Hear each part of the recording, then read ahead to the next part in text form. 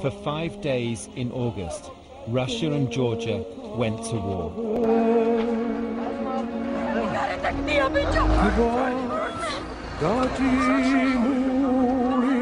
Hundreds died, thousands were injured. In a fight which Georgia could never have hoped to win, and for which the country and its population have paid a terrible price.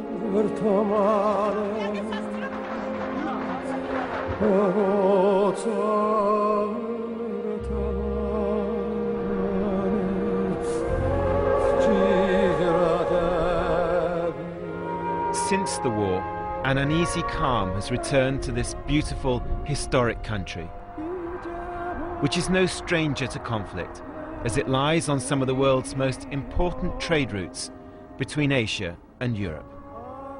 Georgia's long history is dominated by war and occupation. This latest conflict may have been brief, but the consequences have been enormous. So I've come back here to see just how much Georgia has changed and whether it can ever be the same again. War erupted on August the 7th, when Georgia began this ferocious bombardment of one of its own regions, called South Ossetia. Many civilians were killed. The fighting followed months of escalating tension between Russia and Georgia. They were both vying for control of South Ossetia, a tiny region which declared itself independent from Georgia in the early 1990s and has since received massive support from Moscow. This dramatic footage, filmed by a soldier, shows Georgian forces advancing rapidly into South Ossetia at the start of the war. They regained control of the main town, Skinvali, from the separatists. But the Georgians did not hold it for long. Observers say the Russians were ready to invade with overwhelming force and were pouring across the border into South Ossetia within hours. The fighting that followed was intense, but the Georgians, outnumbered and outgunned, were quickly pushed out of South Ossetia, a humiliating defeat.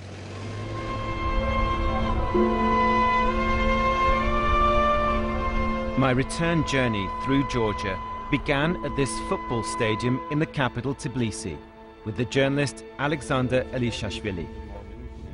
He had to report for military duty here on the 8th of August, along with thousands of other reservists in the Georgian army, part of a desperate attempt to halt the Russian invasion.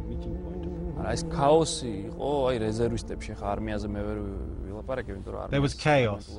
It was very disorganized. At the beginning, the officer took us by mistake directly to Skinvali instead of to Gori. We spent just 10 minutes on the front line before turning back. On the way back, we were bombed, but we were lucky. The pilot missed. And what about the regular army? Was that also chaotic?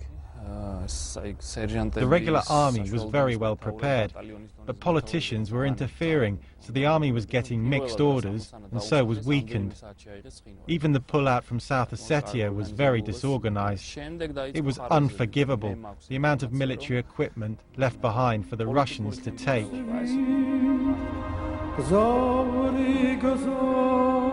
And not all the men called to arms here in August were to return. Almost 1,000 Georgian soldiers were either killed or wounded in the war.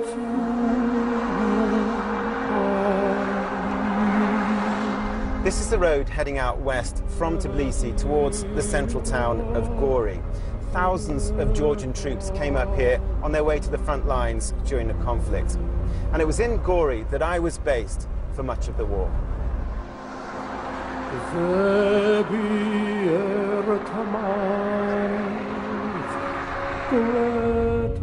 Gori on the morning of August the 9th, day 3 of the war. A Georgian TV crew captured the moment when Russian warplanes started bombing.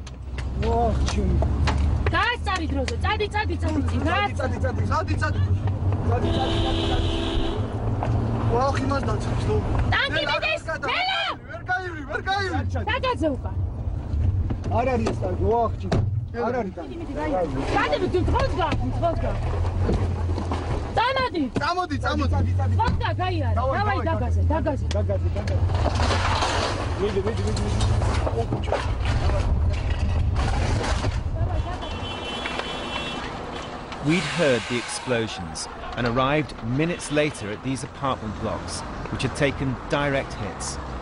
Apparently the bombs were intended for a nearby military base.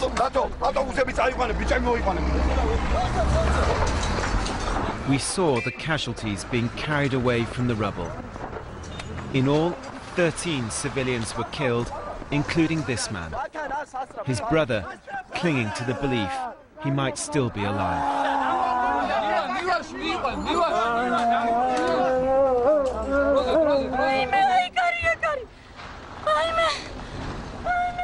Soon, other distraught members of the family started arriving. Amongst them, the man's mother-in-law, Nino Mestopashvili.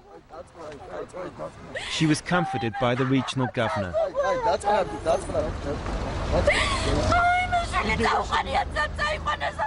She'd found out she'd also lost her daughter, who was 7 months pregnant.